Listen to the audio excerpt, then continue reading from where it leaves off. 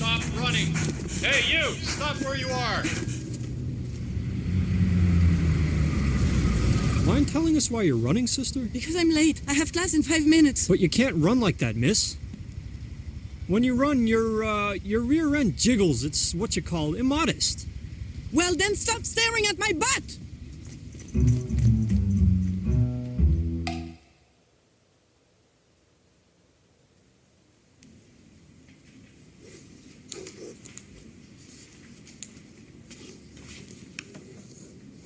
This is ridiculous. She looks the same from every angle. We're studying anatomy, and all we can see is her enormous beak. All students must report immediately to the main assembly hall. Those who fail to attend will be suspended for 2 weeks.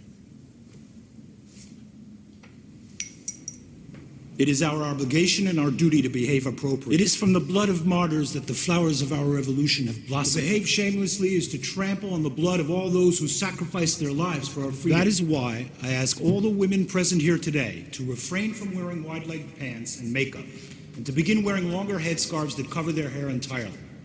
If there are no questions, the meeting is adjourned. Yes?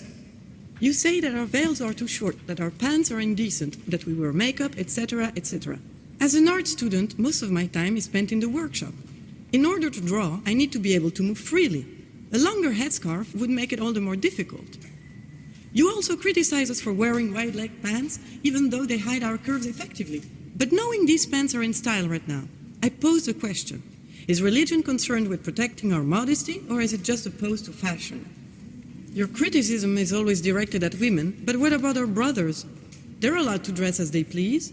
Sometimes they wear clothing so tight you can see their underwear. I just don't understand why, as a woman, you don't think I'd be affected by the sight of men in skin-tight pants, yet you're worried they'll get turned on by a few less inches of veil?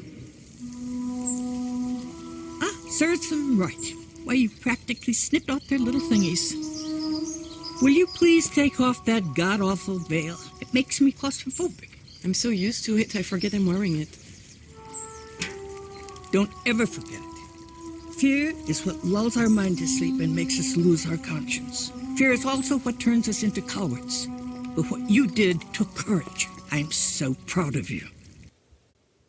Hello and welcome to Book versus Movie. This is a podcast where we read books that have been adapted into movies and then we try to decide which we like better, the book or the movie. I am Margot P. of coloniabook.com and this is my good friend and co-host Margot D. of Brooklyn Fit Chick. Hi, everyone.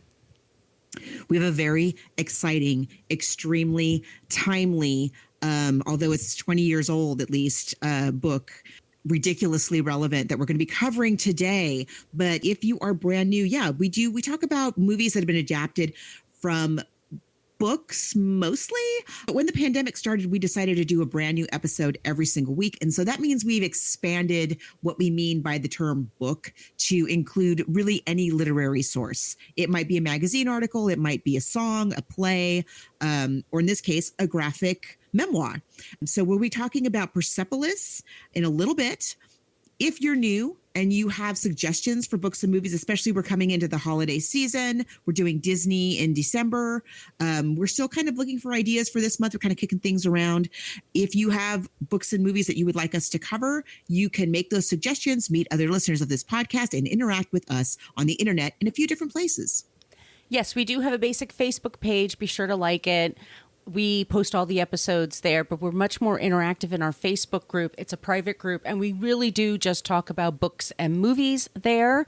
It's just type in Book vs. Movie Podcast Group and ask to join. We're on Twitter as long as Twitter still exists, at Book versus and Movie.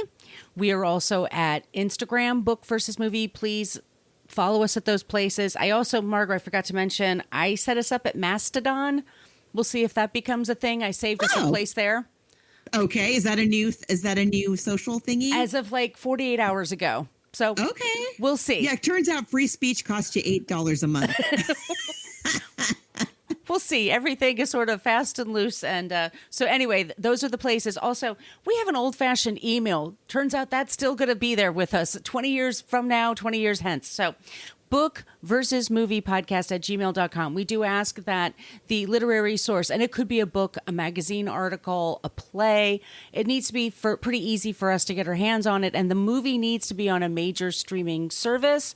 Send us your suggestions. You can once again do it in any of those places. Also, if you would like some stickers, please send us an email. We'll be happy to send that to you.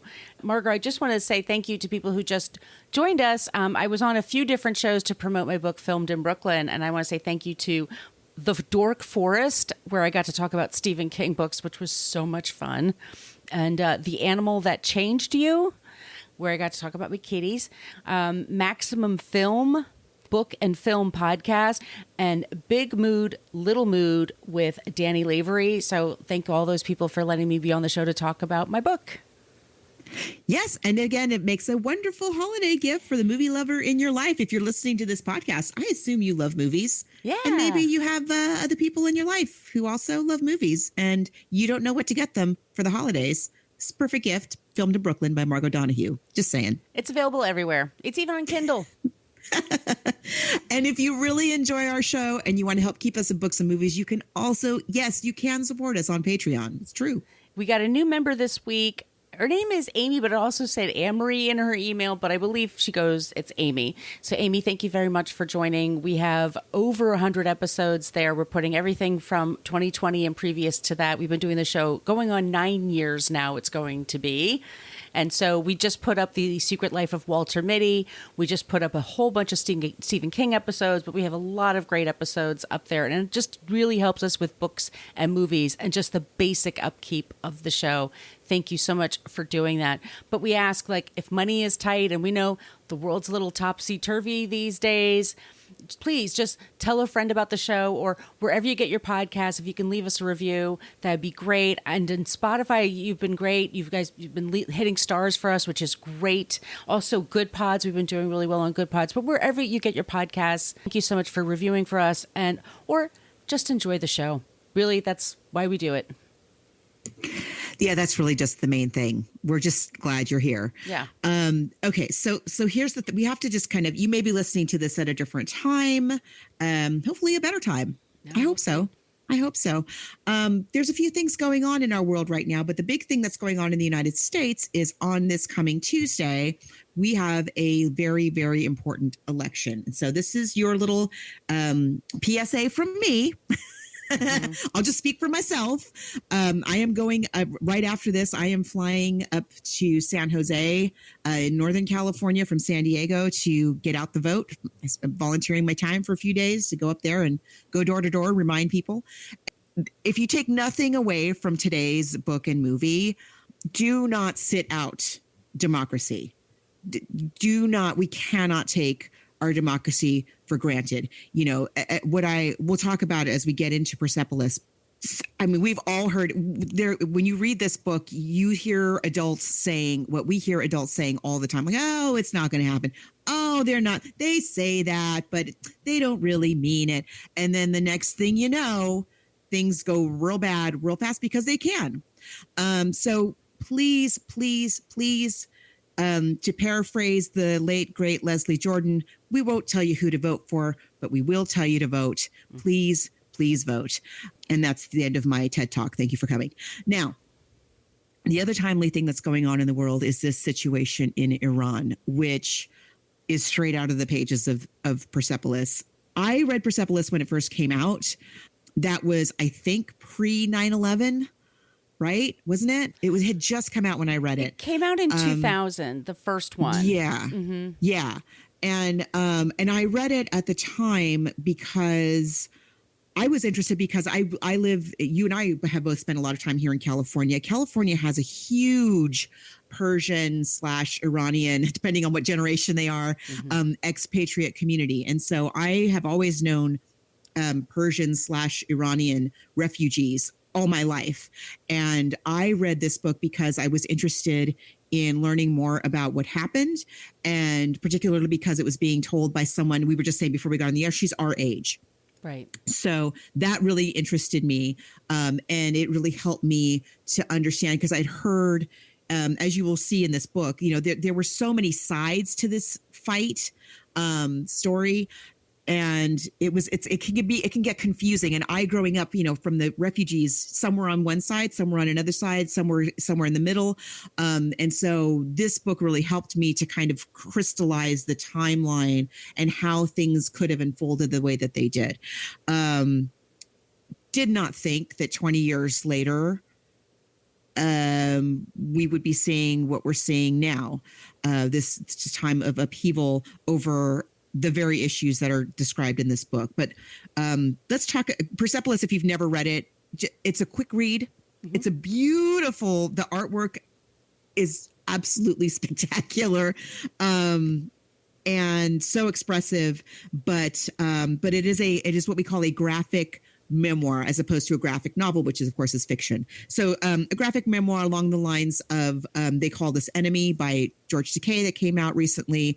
And a few years ago, the late Congressman John Lewis had a graphic memoir called March, both of which I am recommending to you.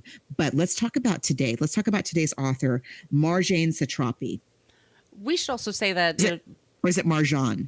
I've heard it pronounced both ways. I mean, she's Okay. French and Iranian, so you can, pronounce it either way. I mean, Marjane.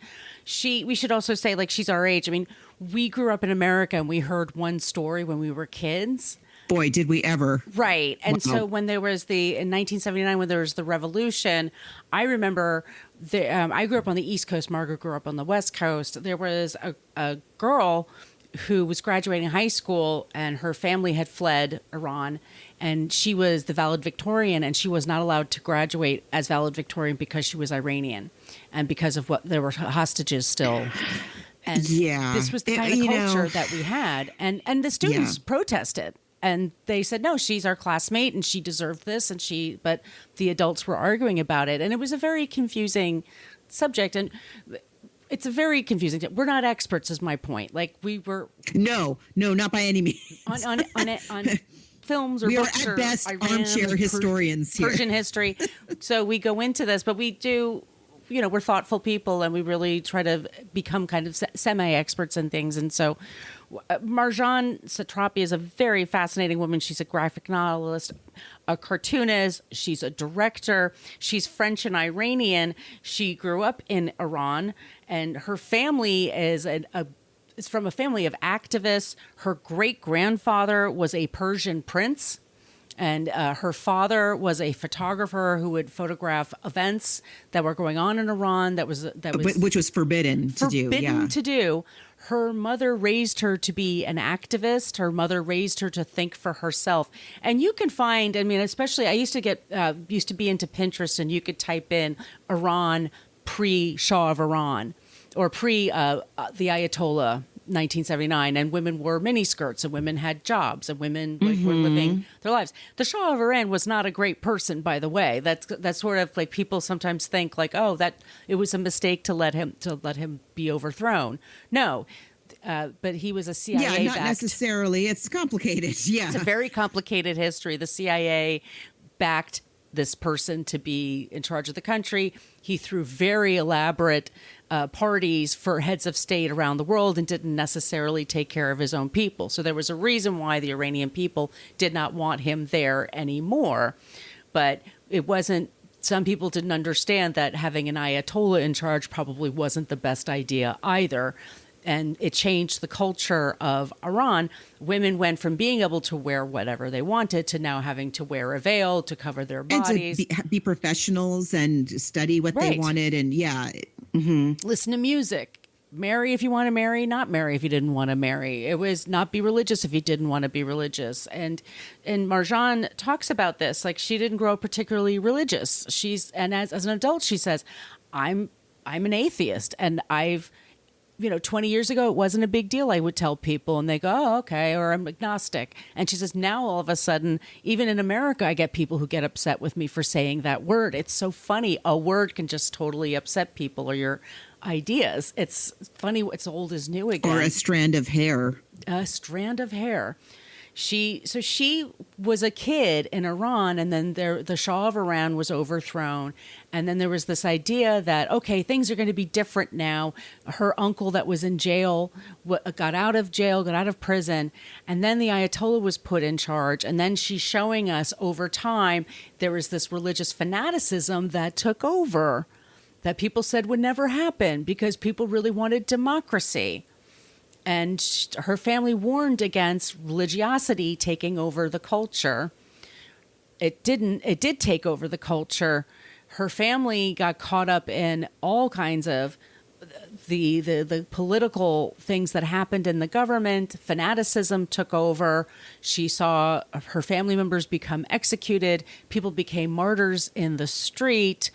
She was then thought it was best for her because she was very rebellious, very smart, and she didn't like wearing the veil, and she didn't understand it. She didn't understand why her mother all of a sudden had to wear a veil and cover herself and couldn't speak up for herself. Her mother was very smart. And yet they were being told that they were more free. Yes. In the process, as Gaslighting. these things are being imposed on them. Mm-hmm. And so, I mean, I'm doing a very short version of this, but she eventually, as the author, let me just speak for the author. She had a quickie marriage when she was like, a starter marriage, let's say, didn't work out. She did get remarried. She lives in France, I believe, but she was educated in Austria. She always spoke French at home, by the way. Very intelligent family, very educated family. She speaks multiple languages now. She often speaks about Iranian issues because she basically wrote something that for people our age and younger can then understand about Iran, because she mixes pop culture and a female perspective with history, with news history, because we always got it from these news angles and cameras, and it's like, well, what is this all about? Where she sort of explains it from a very human point of view. This is what happened in my family, and this is what with my neighbors and my family and my friends. She was sent to a school for a while, and she had it pretty good, and then she had a bad love affair, and then she wound up being homeless, and then she came home, and Tehran was taken over, and there was the Iraqi war. I mean, there's just so much this woman experienced in her life, and it's so interesting, her perspective. And thank God she's still alive and she's still with us and can still talk about it. We put in one of her interviews in our Facebook group, which is where we normally, like I said, we encourage people to join it, because that's where we like to put, when Margot and I are doing research, we go, ooh, this looks cool, and we put it in the Facebook group, and we like to discuss it there. But that's our author, and it's the film, we should say, that the book did very, very well. It's 2000, it's called Persepolis. I'm sorry, I wrote down the definition for that. It's the Persian city. Yeah. Mm-hmm. Yeah. Polis meaning city, and Persep meaning Persian. Right. Yep. And then it's sort of like, it's Persepolis 1 is the book in red, and that's the story of a childhood. So it just goes up to where her family sends her to Austria to be educated, because they're worried what's going to happen to her, because she likes to wear, jean jackets and sneakers, and she gets into fights, and she doesn't like to be told what to do. She's slowly getting in. She's rebellious. I mean, she's 14. But, I mean, rebellious, if we look at it by United States standards, like, who would call that rebellious? But she'd be a hall monitor. I mean, basically, like, she's not even. Yeah, for where she is at that time, she's getting in increasingly more serious trouble, right? By simply being herself, and could get her killed or her family, and asking questions any child would ask. In 2004, we see the release of Persepolis, the story of a return. And then there's the movie that comes out in 2007. So she directs that. She storyboards it. She's a brilliant artist. It's gorgeous, like Margot said. It's incredible. There's a French version of the movie, and then they made an American version with American actors. Not, I thought for sure Tony Shalhoub was going to be in there. Feel like, really, Sean Penn, Iggy Pop, okay. But fine. But so if you're streaming the movie here in the States anyway, I don't know what your situation's going to be outside of that. But you basically, if you're going to do it legally anyway, you're going to have the French version, which is, I didn't mind it at all. It was great. Yeah. Oh, it was spectacular. Yeah. Because that's her voice, by the way. That's her original voice. That's how she spoke at the time. But I did find clips in YouTube that were in English, and that's what I'll play throughout the show. But the original book, which is what we'll talk about, but with the movie, it goes up to when she gets married. And anything after she gets married. But right? Yes, I think even she's divorced. She divorces him She's pretty quickly divorced in and the movie. she's leaving Iran as an adult this time by her own choice. Right. But we only read the first book to prepare for this, although the movie, as Margot just said, it covers both of the books. Yeah, I mean, this book, it's so interesting because I read it when it came out 20 years ago, and I loved it. And it's beautiful. Like, you can't read it and not get sucked in. But reading it today was a real gut punch. You know, I think well, you just can't escape the significance of these events and how, you know, in the United States, and we have some listeners who are not listening from the United States, but so for those of you who aren't from here, but U.S. consumers of media have such an isolationist perspective that we are partly our own fault, but also partly cultivated that way. You know, a lot of people benefit from us not realizing what's going on in the rest of the world and our role in it. You know, like when I'll try not to get too political, I promise. And it's hard not to. I'm really going to try. But, you know, for those people who are like complaining about the gas prices are up all over the world. Like most of these things that people are complaining about as being quote unquote U.S. problems caused by our U.S. leaders are happening all over the globe right now. So please learn about what's happening in the world. And it's always more expensive for gas all over the world. Every time I've traveled, it's always been twice as much. Yes. Always. So and you know, the events that are going on in Iran right now, I was going to talk about that war, but let's talk about what's happening right now.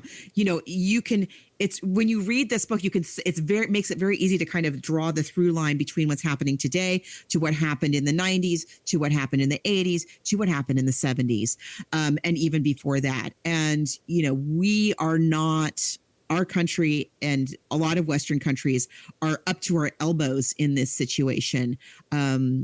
What we see, you know, we have a role that in this, it's not something that's happening to other people independent of us, which is true of most world events, no matter what nation you're from. You know, as John Lewis, again, to quote, to bring up John Lewis again, as John Lewis used to say, like, we're all in the same boat. There is no other boat. There's just the one boat.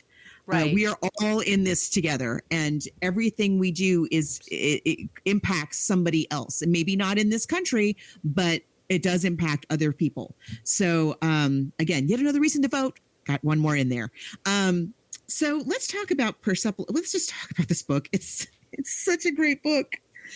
Oh my gosh. First of all, the cover, I just can't get over the cover. I just want to frame it and put it up in my house. I bet you we can. I'm going to go to Etsy and see if there's something. You can. I bet you yeah. Her drawing of herself, as a little girl, if you don't know what she looks like, the whole thing is very evocative, but this looks exactly like her. Like she's with these very few, it's very spare. The artwork is very, you know, almost minimalist, I would say. Black and white, very kind of thick lines that she's drawing with.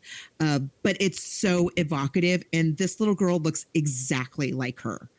It's just perfect. Like the lines of her eyes are just exactly right. And the eyebrows and everything are exactly capture her. And everybody else in her family as well. But it's a very cinematically kind of drawn book. As you flip through it, it's like a storyboard of a movie, really. Can I read a little bit of the introduction? I really appreciate it. Okay, so I'm just going to start here. In 1951, Mohammad Mossadegh, then Prime Minister of Iran, nationalized the oil industry. In retaliation, Great Britain organized an embargo on all exports on oil from Iran. In 1953, the CIA, with the help of British intelligence, organized a coup against him. Mossadegh was overthrown, and the Shah, who had earlier escaped from the country, returned to power. The Shah stayed on the throne until 1979, when he fled Iran to escape the Islamic Revolution. Since then, this old and great civilization has been discussed mostly in connection with fundamentalism, fanaticism, and terrorism. As an Iranian who has lived more than half my life in Iran, I know that this image is far from the truth. This is why writing Persepolis was so important to me. I believe that an entire nation should not be judged by the wrongdoings of a few extremists. I also don't want those Iranians who live their lives in prisons defending freedom, who died in the war against Iraq, who suffered under various repressive regimes, or were forced to leave their families and flee their homeland to be forgotten. One can forgive, but one should never forget. And that's Marjane Satrapi, Paris, in September of 2002. And so that would have been written right after 9/11. Right. Which was another very contentious anti-Islamic time. Right. Gosh. So, yeah, I mean, this is very much part of our American history. And as we mentioned last week, I think this is significantly, talking about our generation specifically, we were not taught this history in school. Because it was happening, it was too soon. So it wasn't included in any of our history books. It wasn't included in any of our history curriculum. And therefore, any information about what was going on in this story at this time, Margot and I got from television. Right. Really, right? Which was not impartial. No, not at all. We were, of course, like the great heroes of the situation, rah, rah, rah. And what's wrong with these people over there? Why can't they get it together? So and we are not, she and I, of course, are not Iranian. We're not, right. We're not from there. We are outsiders looking in. And so having an insider's perspective on this situation is so, so important. And this is yet another book that has been banned quite a bit. For that reason. Right now, being in 2022, this book is being banned. And I don't understand how you can, just like with Slaughterhouse-Five, I don't understand how you can ban a book that is about somebody's lived experience. It's not a work of fiction. And Slaughterhouse-Five, just to be clear, Slaughterhouse-Five is a work of fiction, but the portions of the book that lead to its being banned are the parts that are from Kurt Vonnegut's real life. Similarly with this in Persepolis, this is her life. Right. How are you banning her life? What? Right. I don't understand it. She was in the 70s. So she was growing up in this regime. And as I was saying, the Shah of Iran threw these lavish parties, millions and millions of dollars to impress foreign dignitaries. There's all this oil that's underneath them in this country. It's a lot about money. It's all driven by money. Yeah. Right. And there's people there that are starving, and there's people that are, why aren't you investing this money into the ecosystem of the people and their culture? And there's a lot of resentment going on there, and eventually that's going to burst, and it did. And so we also, funnily enough, we did also talk about Argo last year, which is also somewhat about that. I mean, it was the Canadian. Yeah, it was.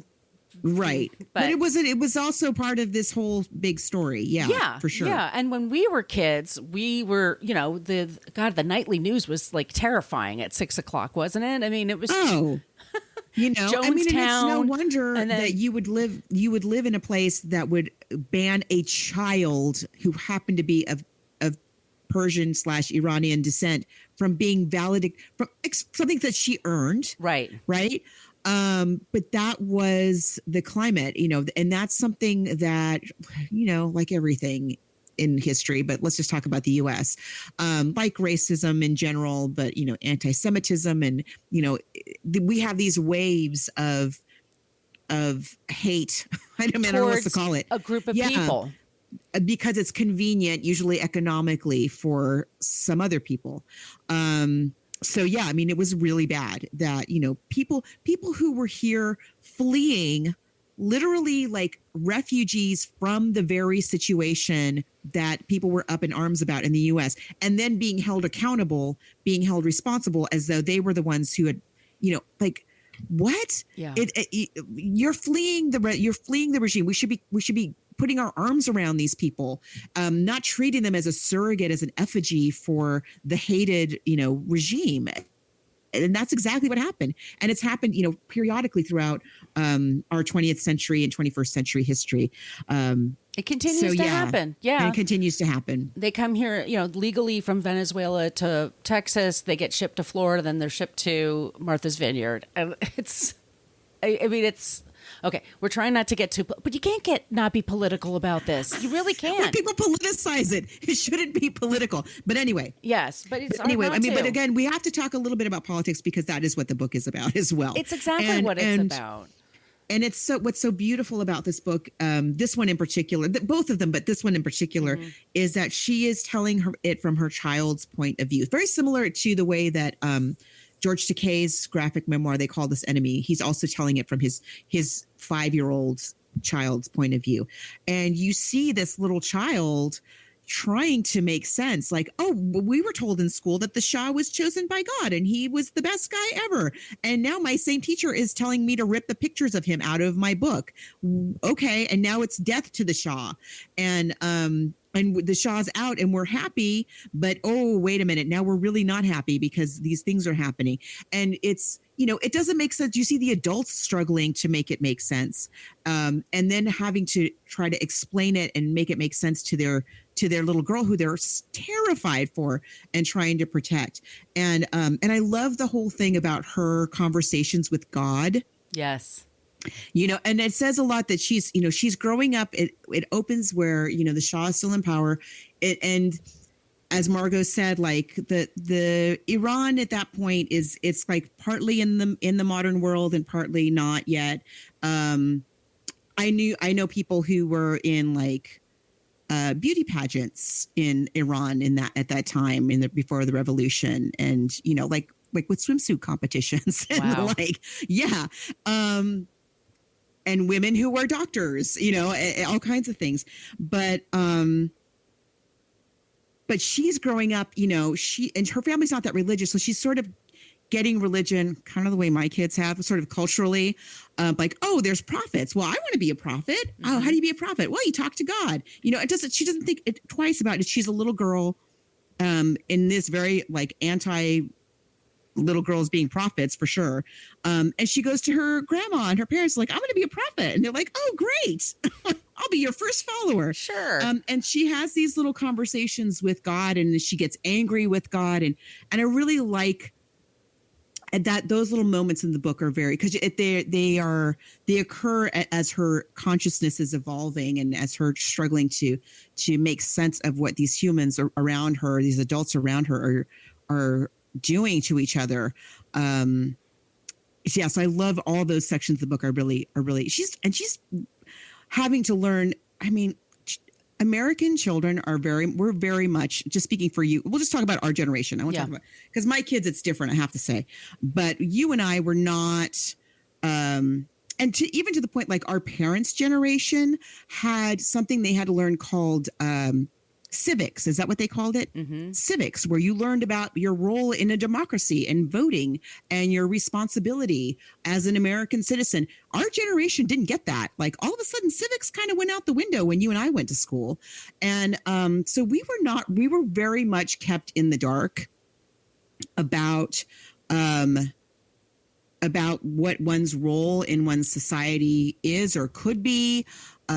We were even to the point of, again, now getting back to John Lewis, we weren't really taught very much about the civil rights movement, which had happened just before we were born, and how that had happened and how that had evolved and what really, how it changed. Most Americans' knowledge of, there's a study done somewhere that most Americans' knowledge of the civil rights movement is 9 words: Martin Luther King, I have a dream, Rosa Parks. And that's all they know. Right. So, but this little girl in this book, like from a very, very young age, is being taught some extremely sophisticated political discourse as just a part of her regular curriculum, which I think is really, that I found fascinating. Especially considering, like, during our lifetime, 18-year-olds were allowed the right to vote, and they don't consider that teaching civics in like 11th grade, even like 11th, 12th grade. Like you have this amazing right, but we're not going to tell you anything about it. Right. And we're not even going to like tell you how to register to vote per se. It's very, very, yeah. Because my parents, I don't know about yours, like mine took me to the voting booth. I mean, we didn't go inside the booth. Oh, well, my mom was, full disclosure, I work for the labor movement, and my mom was a union organizer in the teachers union. So yeah, we were a very politically conscious, active family. But even then, like, I was not learning that stuff in school. No, my mom was the president of League of Women Voters in Nassau County. So my parents were like, yeah. And my grandparents had the little booths, like they volunteered and everything like that. But they had to do it on their own. I had to learn from them. We didn't get taught this. 18 years old, they didn't say to us, hey, you know how to register to vote? No, nobody did at our schools, the public schools, Anyway, that's getting off my horse there, my high horse. But anyway, she's very young. This big thing happens, and it's the Shah of Iran. And so now they have an Ayatollah in charge. And then gradually what happens, like I said, the women have to be covered. The women have all these rules are now against the women. The men get very aggressive towards women that don't follow the rules. She has a story in there about her mother and a man shoving her mother against the wall and says, if you don't cover yourself up, you are open to men wanting to F you in public, and with her daughter right next to her. And I think just like in the words, and she spells the all words in the name of women being more respected, supposedly. Right, yeah. Right. That's showing more respect. And wear a veil, not wear a veil. That should be your choice. That should be your decision. Yeah. That should be up to you. That should not be the law. That's my point. That's what I think. And her mother didn't want to wear one. Her mother is infuriated that she's being humiliated by these dum-dums that are just like forcing this on her. And she's trying to raise her daughter to be a strong person. She's trying to raise her daughter to be her own person. And her daughter kind of thinks like her dad doesn't think her dad was much of a hero. And she really, Anush, her uncle, is somebody she really idolizes. He was in jail for a while. What happens is once the Shah is kicked out, a lot of people that were in a jail get out of jail. And then there's all kinds of uprisings as they bring the Ayatollah in, because there's all different ideas of what's a democracy? Is it a republic? What do we do? Do we have a religious person in charge, or do we not have a religious? And then they decide to put a religious person in charge, which is not a good idea. Well, it turned out not to be a good idea. But again, and I always wondered about that. Like, why was that the choice? But when you read this book, it really helped me understand a lot better, I can see how if you were in the middle of that at the time and there was so much instability and so many of your fellow citizens are not going to get on board unless there's a religious figure running the show or appearing to be running the show. And so I can sort of imagine how in that framework, you would think, okay, well, let's just try this for now and see where it gets us. But it was not great for the Jews that live there. It didn't work out for a lot of people. Many yes, I do know some Jewish refugees from Iran, and it was really not great. Just not good. Not good. Anyway, so there's all kinds of chaos going on there, and she's super close to her grandmother, who tries to raise her with some principles. And it's decided we should start going into the movie soon. It's decided that she should go to Austria because she speaks French, and there's a school there, a lycée there, that she could be safe because they want to protect her. And yeah, because as we said before, she's getting into more and more trouble, which is going to lead to her, she's getting to be the age where they could just straight up snatch her. They could just execute her. Right. And worse. So they managed. They're a little bit. I wasn't quite clear on what the father's job was, but they seem to have some kind of connections that they can call on, and they can arrange at least for her to leave the country. And they've got family in Vienna or friends that she can go and stay with. So they sent her off, and the book ends with the parents sending her off at the airport. She is 14 years old, and they do not know if they're ever going to see each other again. And I am bawling my eyes out. So that's how the book ends. Although, and we're making it sound, I feel bad because we're making it sound like it's a total downer. There is so much humor in this book also. There is a tremendous amount of humor, and she shows how the adults have these clandestine parties. Yes. Which which can literally get them executed. And yet they persist in having these parties and being there for each other, even at great risk to themselves. And so in that way, this book is extremely hopeful, extremely upbeat. Even today, as I am despairing over over the world and what's going on, this book really gives me a lot of hope, and I recommend it for that reason as well. It's not as we're talking about like all the sad parts and the hard parts, but there's a lot of really amazing, uplifting, inspiring parts of this book that you will never forget. I should also say, like, she also discovers pop culture, and that helps her define herself. So she discovers Michael Jackson. She gets into the Bee Gees, Kim Wilde, We Are the Kids of America. Does she write Punk Rock is Dead or something? Punk is not dead. Punk is not dead on her jacket. She wears Adidas sneakers. She gets into Iron Maiden, like she's really into speed metal for a while, like, and she goes in the black market to find these things, and she's cool to the other kids, like, because she's just like, she takes that little extra risk. She's an individual, and she's smart, and she's cool, and she finds these little ways to find joy. Has a family. She has a family who supports her in that, which is amazing in itself. Had she been in one of these other families that are fully on board with the regime, if they exist. I only have met refugees, so I've never met a family like that that's like way behind what's going on. Who knows what would have happened to her? I don't even want to think about it, but she has this amazing supportive family who really put their necks on the line for her and make a very difficult decision that, although it's very hard for everybody involved, including her, it does keep her alive. So, so that's how the book ends, is they're sending her off to Vienna. And then the second book covers her adulthood, or her young adulthood. And that's what the movie is. It's the two books together. So let's take a quick break. We'll play the trailer, then we'll talk about this movie. I live down the block. In the middle of a revolution. Margie, go to bed now. Marjane is growing up. Stevie Wonder. Julio Iglesias. Nail polish, lipstick. Iron Maiden. And about to embark. What's with the punk shoes, huh? What's this on the back of your jacket? On an amazing journey of discovery. Right, you better get going. No more crying. Europe is waiting. You lived through a revolution and a war? Well, yeah. Wow. So it's true what people say. Iranians have no manners whatsoever. She told him she was French.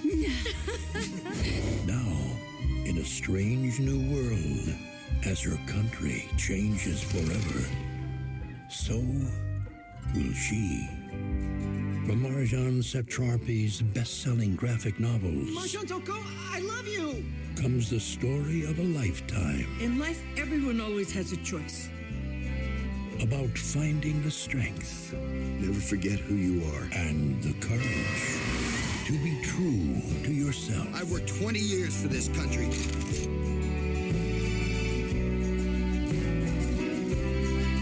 The Birth of Venus is one of his most important works. It's what you call immodest. Well, then stop staring at my butt. Dare me to take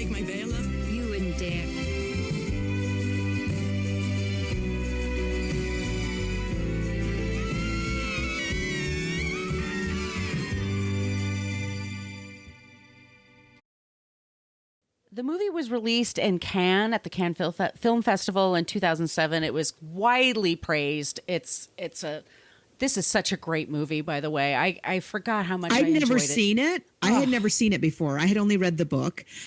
I thought when the movie came out, and at the time I had like a tiny child. I wasn't going to the movies then, but I remember thinking like, well, how could you take that because as I said before, like her drawings are so sparse and everything. Like, how could you animate that? I was very skeptical about it.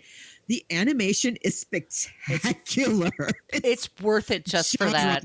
So good. Yeah, it's so good. She's one of the directors. There's also Vincent Perronneau, and he's also writes the screenplay with her. They have some great music in there. There's, like I said, there's a great scene where she sings "Eye of the Tiger" and does aerobics to it. Oh, it's just so awesome. Yeah, this movie is so good. Yeah, this movie does start with the fall, and it also just illustrates beautifully like the history of Persia and what happens. Yeah, let's not forget this is the oldest civilization on Earth. And so, all the stuff that we're talking about in many ways is a blink of an eye in their very, very long and storied history. We're not, again, here in the U.S., we're not really taught very much about it. We know about the Tigris and the Euphrates, and that's about it. It is quite an impressive history. Sorry. So yeah, we are very ignorant here about it in the U.S., but I agree. I love the way that the movie gives you this, a taste of this very important, globally important history, and before bringing us into the time of the revolution. And it gives her more of the full story. So it's both of the books basically that are in this movie. And it continues when she leaves and she goes to Vienna. So when she goes to Vienna, her dad had to get a passport for a relative to get some operation. I mean, everything to get out of Iran. It was so hard. It's so hard. It's so challenging. And so to get her someplace else was a big deal. And for some reason, her mother's friend that was going to take her in said no, or just changed her mind at the last minute. Maybe she got scared.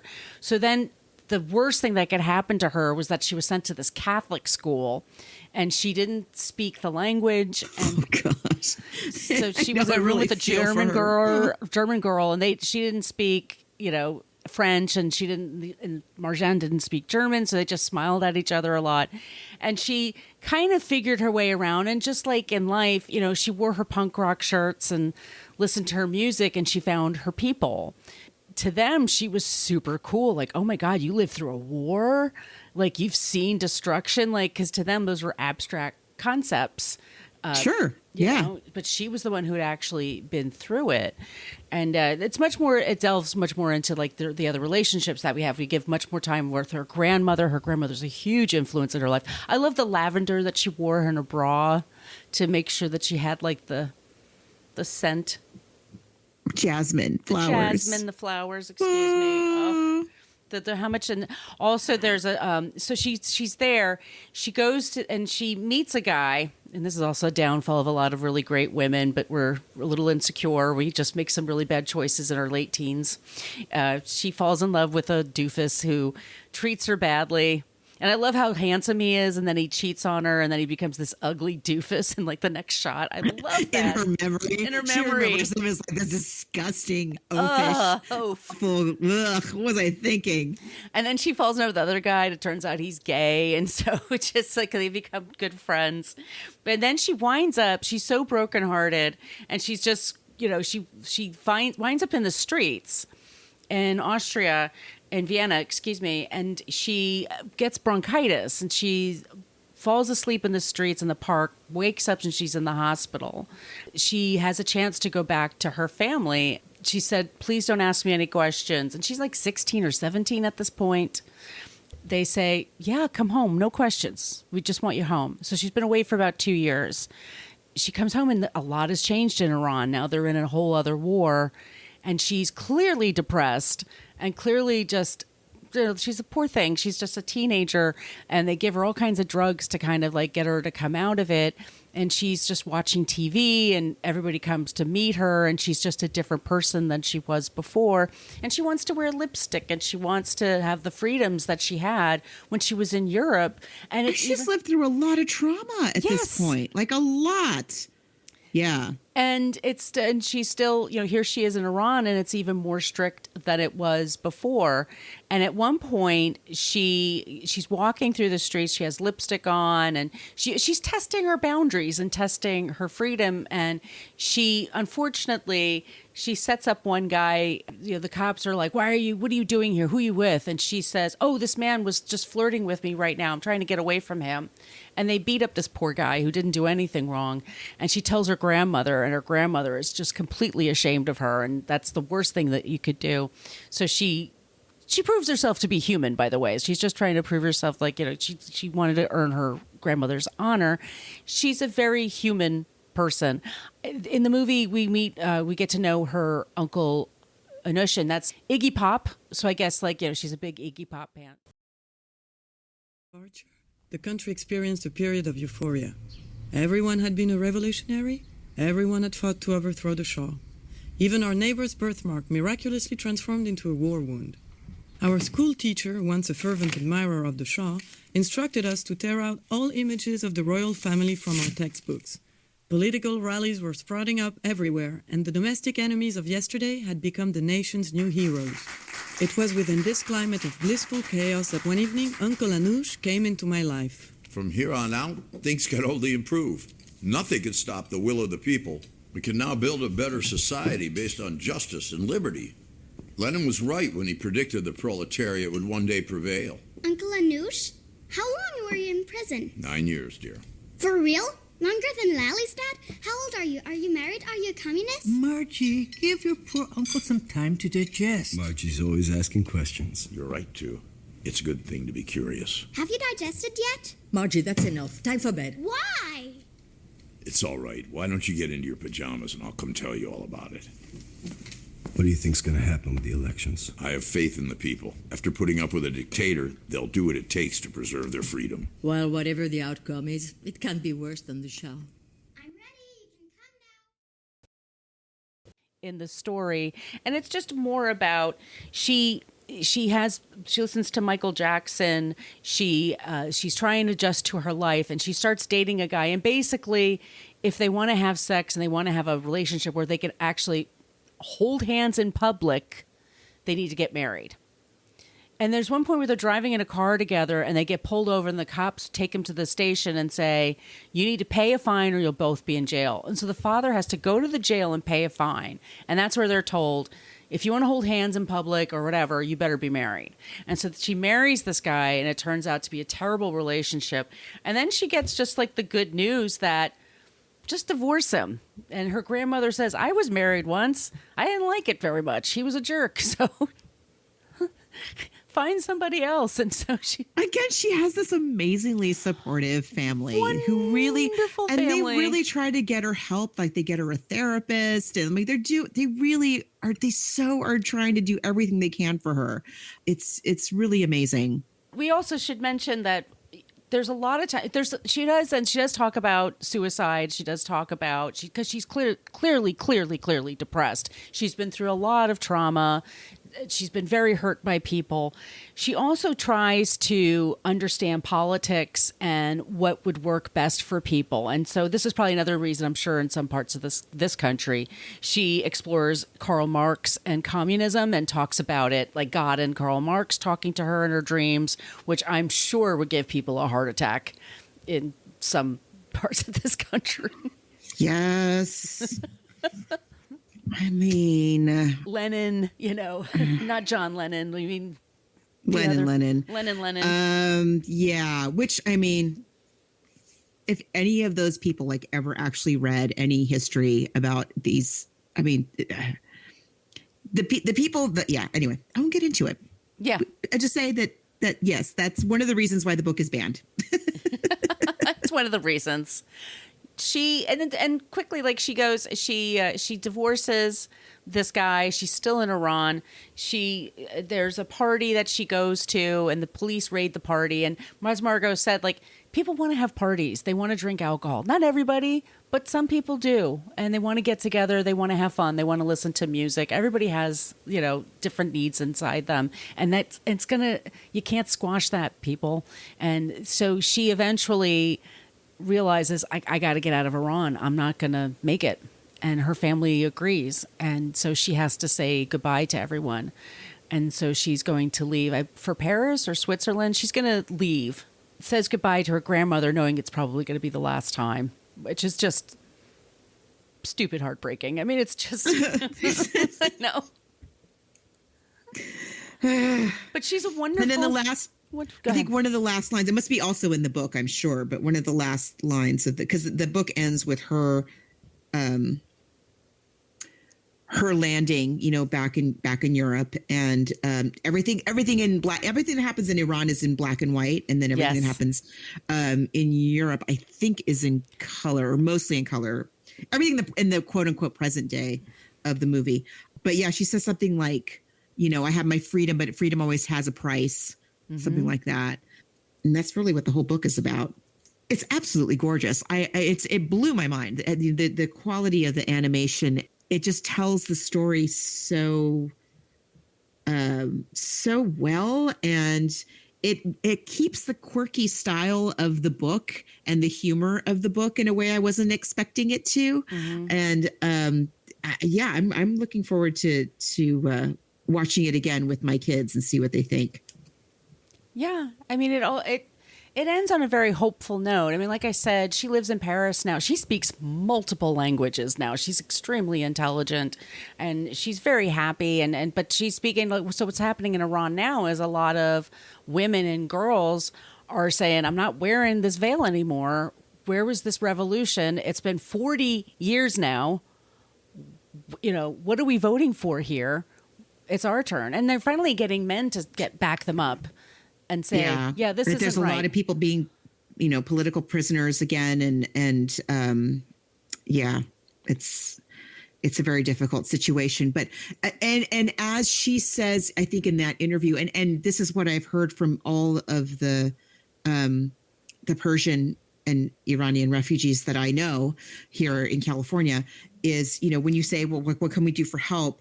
The main thing that people always say is spread the word about what's happening, tell what's happening, because there was such a media crackdown by the regime. So even people who are in Iran are not getting updates on what is happening except on the social media of their friends and family. So the more that we spread journalism about what's going on, the better informed even the people who are going through this will be. So, it's no small thing to share what's going on. Yeah, that's all we can do. It's beautiful. I honestly, and I could not pick book versus movie. Absolutely. Nor I. They're both such beautiful works of art. It's definitely a tie. They're both. And you just want to do both. You just want to read the book and you want to watch the movie, and each one enhances the experience of the other. It's a tie. Yeah, for sure. And we had a lot of listeners, at Facebook, people in our Facebook group talking about it and how much they love this book. And some of them were former teachers that said that their students love this book. I mean, it's a beautiful book. And why is it banned? I mean, but yeah, it's beautiful. It's gorgeous. And it's a tie. And definitely. And the French version is great. It has Catherine Deneuve as the mother. The mom, who's like such a great character. The performances in we only watched the French one. I love all the performances, the grandmother and the dad and everybody it's so well cast. Voice performances aren't like the easiest thing to do, but Catherine Deneuve is the mom. I just love it. I can't even talk about it. I just love it so much. So yeah, it's a tie. It's a tie. Read the book, watch the movie. You will not be sorry. Gosh, it's gorgeous art all the way around. It's just beautiful. So let's talk about what we're doing next. So what we're doing next is we're going to the New York Times, back to 1980, funnily enough. Father of a chess prodigy. I keep writing press prodigy, and it's a chess prodigy. We're talking about the movie. Press prodigy. Press prodigy. That's Ronan Farrow, isn't it? I think that is, actually. He is a prodigy. He's in the press. It's Chess Prodigy, and it's Searching for Bobby Fischer. The movie is available everywhere, and the article is very available. We'll post it in our Facebook group. It came out in 1980. The movie came out in the 1980s, and we're very eager to check this out. And Margot is going to be up in San Jose knocking on doors, getting people to vote. So good on you for that. We'll see how it goes. I like doing that. I actually really enjoy doing that when I get the opportunity. So I'm glad that I'm able to do that. My old stomping grounds. With your local folks. Get involved with your local little elections board, or I forget what they call it. But yeah, be a poll volunteer, or just put a sign out in your yard, just telling people to vote. Yeah, you don't have to pick a side. Just encourage people to vote. Yeah, that's democracy. True democracy, everybody. Okay, so please follow us on all those places we mentioned previously. Please send us your suggestions for books and movies. If you would like a sticker, please send us an email at bookversusmoviepodcast@gmail.com. And Margot, where can they find you?